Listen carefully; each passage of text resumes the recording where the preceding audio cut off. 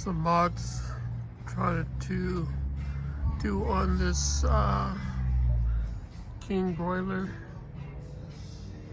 from Char griller.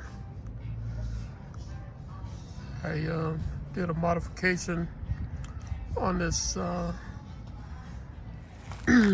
this box.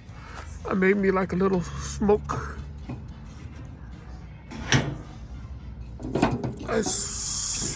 box or charcoal box.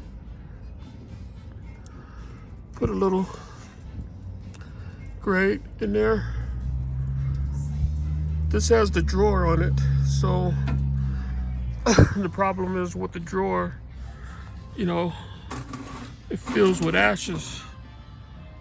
But I made it to where it will sit above the drawer and it will be able to continue to burn while I empty out the ashes. So made that little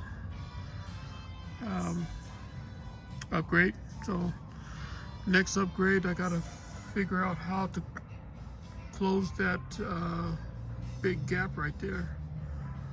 Right now I'm using a little dryer tube. Just placed it over the existing exhaust. So just coming back with a little modifications.